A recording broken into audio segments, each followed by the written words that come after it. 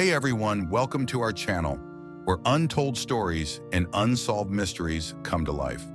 If you're new here, don't forget to like, subscribe, and hit the bell to stay updated on all our fascinating cases. Today we're diving into a mysterious story about a man who disappeared in an inexplicable way. Stay tuned until the end to uncover the shocking details. The House That Whispers. It started with the whispers. At first, they were so faint that Daniel thought they were just in his head.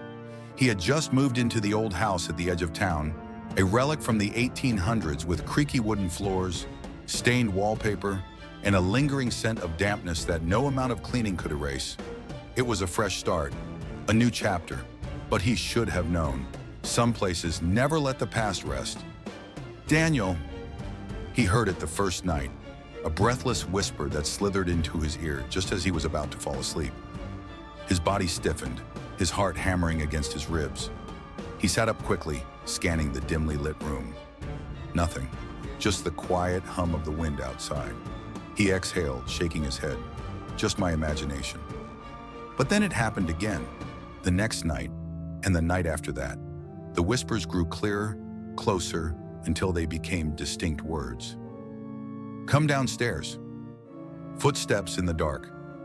The fourth night, he finally gathered the courage to follow the voice. Slowly, he crept down the staircase, the wooden steps groaning under his weight. The air was heavy, thick, charged with something unseen. He reached the bottom, his breath hitching as he noticed something strange. The front door was unlocked. He was sure, absolutely sure, that he had locked it before bed. His fingers trembled as he turned the bolt, securing it.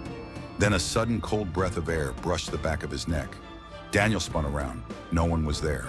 The whispers stopped that night, but something far worse took their place. The figure in the hallway. The next evening, he was brushing his teeth when he saw it. A reflection, not his own. In the bathroom mirror, just over his shoulder, stood a woman, motionless, watching. Her face was pale, hollowed, her eyes completely black, her mouth stitched shut with something dark, something unnatural. Daniel's breath caught in his throat. His instincts screamed at him to turn around, to run. But his body was frozen. Then the figure moved, not in the mirror, behind him. The light above flickered violently, and for a fraction of a second, he saw her reflection again. She was closer. Daniel slammed his eyes shut, heart pounding. When he opened them, she was gone. But something new appeared, a message, scratched into the bathroom mirror as if by invisible hands. Let me speak. The room that shouldn't exist. The next day, Daniel decided he needed answers. He searched the house from top to bottom, looking for, he didn't know what, a hidden door, a clue, anything. Then in the hallway behind an old wooden bookshelf, he found it, a door. It was wrong. Not part of the original layout. The wood was different, darker, as if aged separately from the rest of the house. There was no handle, just deep rust-colored stains smeared across the frame. Daniel pressed a trembling hand against it. Click. The door swung open. Inside, a single chair, a mirror, and her, the truth behind the mirror. Daniel couldn't move. The woman was sitting in the chair, facing away, her back hunched, her skeletal fingers twitching against her lap.